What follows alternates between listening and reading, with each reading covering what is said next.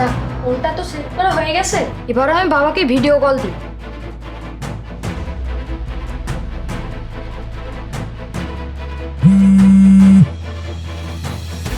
হ্যাঁ বাবু। বাবা চুপ চুপ। আচ্ছা ঠিক আছে। বাবা, আমি মোবাইলের স্ক্রিনে তোমার ছবি লাগিয়ে তোমাকে ভিডিও কল দিয়েছি, যাতে কেউ বুঝতে না পারে। আচ্ছা ঠিক আছে, আমি বুঝতে পেরেছি। কেউ যেন কিছু টের না পাই। তুমি এখন এখান থেকে যাও বাবু।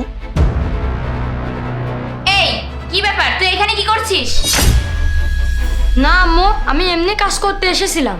এই তোকে না বলেছি আমি যখন রুমের মধ্যে থাকবো না তখন তুই এই রুমে আসবি না। আচ্ছা ঠিক আছে আম্মু, আমার ভুল হয়ে গিয়েছে। আমি আর এই রুমে কখনো আসবো না। এই যে দেখো, এখানে কত নোংরা ছিল, আমি এগুলো পরিষ্কার করতে এসেছিলাম। এই হারামজাদা, তোকে এর আগেও আমি বলেছিলাম না তুই এই রুমে ঢুকবি না, তারপরেও কেন এসেছিস?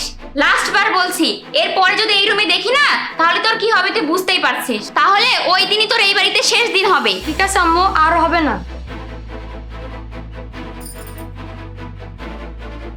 যাক, তুহিনকে এবার একটা কল করি।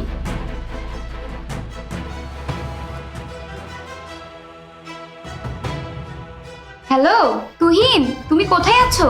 হ্যাঁ, আমি আর কোথায়, এই তো বাসায় আছি। শোনো না, তুমি একটা কাজ করো, তুমি এক্ষুনি আমার বাসায় চলে এসো। আরে কি বলো তুমি? এখন এখন তোমার বাসায় যাব? আর বাড়িতে তোমার স্বামী আছে না? দূর, সবসময় শুধু স্বামী স্বামী করো। ও এখন বাসায় নেই, তুমি তাড়াতাড়ি চলে এসো। সত্যি বাসায় কেউ নেই তো? আরে না পাগল, যদি থাকতো তাহলে কি আমি তোমাকে আসতে বলতাম?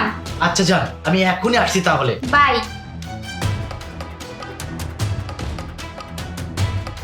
আরে জান, তুমি চলে এসেছো? হ্যাঁ যান।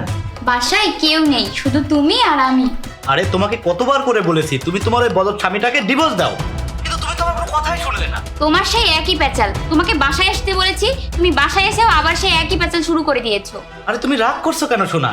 তুমি বোঝো না, আমি তো তোমাকে সবসময় আমার কাছে কাছেই রাখতে চাই। আমার এভাবে তোমার বাড়িতে লুকিয়ে লুকিয়ে দেখা করতে বিরক্ত লাগে। তুমি চলো না, তুমি এখনই চলো। আরে জান, তোমার মাথা নষ্ট হয়ে গেছে বুঝছো? যাওয়ার একটা সময় থাকে না? আর ওর সব টাকা পয়সা না নিয়ে আমি চলে যাব? তোমার মতন অত বোকা আমি না, বুঝতে পেরেছো? এসব কথা এখন বাদ দাও, বাড়িতে কেউ নেই। তাহলে চলো যান, আমরা আমাদের মতো মজা শুরু করি। আমি আমার বউকে এত ভালোবাসি, এত বিশ্বাস করি, আর সে কিনা অন্য পুরুষকে আমার বেডরুমে নিয়ে এসে পরকীয়া করছে, প্রেমিককে ডেকে নিয়ে এসে এভাবে রঙ্গলীলা করছে।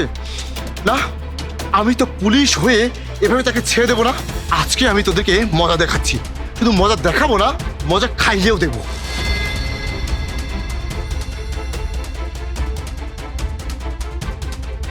আরে তুহিন, তুহিন ওঠো, কে জানি দরজা ধাক্কাচ্ছে।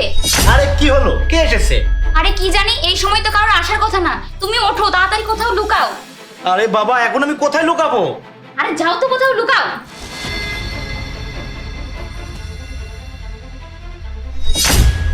কি ব্যাপার, তোমার দরজা খুলতে এত সময় লাগলো?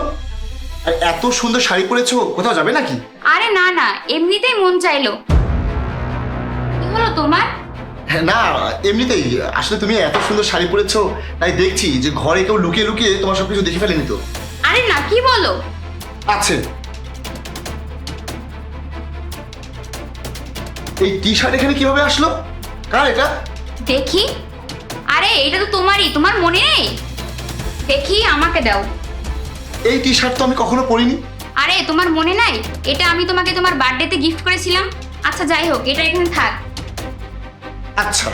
আচ্ছা শোনো না, তুমি যে হঠাৎ করে আজকে চলে আসলে, তোমার কাজ নেই আজকে? হ্যাঁ আছে তো। আজ অফিস থেকে অনেক বড় একটা কাজ দিয়েছে, আর সেটা সমাধান করার জন্যই আমি তাড়াতাড়ি বাসায় চলে এসেছি। খুব তাড়াতাড়ি সমাধান করে আমি চলে যাব, তুমি টেনশন করো না। বাসায় কিসের কাজ? এই কি রে, এই যে দেখো পেয়ে গিয়েছি, এইবার সমস্যার সমাধান করব। এই এই, এই যে কি খবর, ভালো তো? কিছু হয়েছে নাকি কিছু বাকি আছে? কি যে বলেন স্যার? কি করোনায় কিছু? আরে স্যার, একটু ইলেকট্রিসিটির কাজ করতে এসেছিলাম। ইলেকট্রিসিটির কাজ? গেঞ্জি খুলে আবার আমার বিছানার উপরে? না না স্যার। তার অনেক গরম লাগতেছিল তো তাই। ও আচ্ছা, দরজা লাগিয়ে আমার বউয়ের সাথে কাজ করছিস, আবার গরম লেগে যাচ্ছে তাই না? আরে কি বলেন স্যার? এই সত্যি করে বলবি এটা কে, নাকি তোকে আমি এখানে শেষ করে গিয়ে থানায় গিয়ে বলবো যে ও তোকে শেষ করে দিয়েছে? না না, আসলে ও আমার বয়ফ্রেন্ড। ও আচ্ছা, বয়ফ্রেন্ড। এই তোর পরিচয় কত বড় রে? তুই একজন পুলিশ ইন্সপেক্টরের ওয়াইফ আর তুই পরকীয়া করছিস, তাও আবার বয়ফ্রেন্ডকে বাসায় ডেকে নিয়ে এসে। শোনো না, আমি বুঝতে পারিনি কিভাবে কি হয়ে গেছে, প্লিজ। তোরা দুজন বুঝতে পারছিস না যে আমি এসব কিভাবে জানলাম, তাই না? চল দেখাচ্ছি। এই তো দেখ, এই তো দেখ। আরে এটা তো মোবাইল। হ্যাঁ, এটা মোবাইল।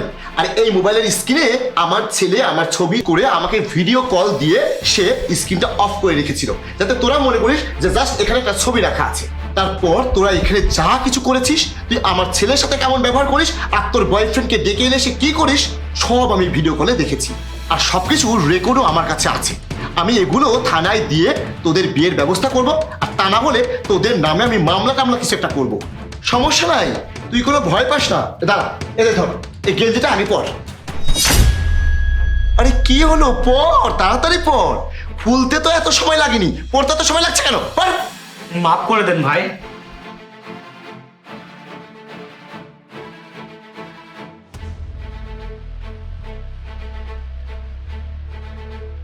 এই চল আমার সাথে থানায় চল। এই শোন, আমি ওকে থানায় নিয়ে যাচ্ছি আর তুইও থানায় চলে আয়, তারপর আমি তোদের বিয়ে পড়িয়ে দেবো। স্যার মাফ করে দিন স্যার। এই চুপ, একদম চুপ। তোর এত বড় সাহস!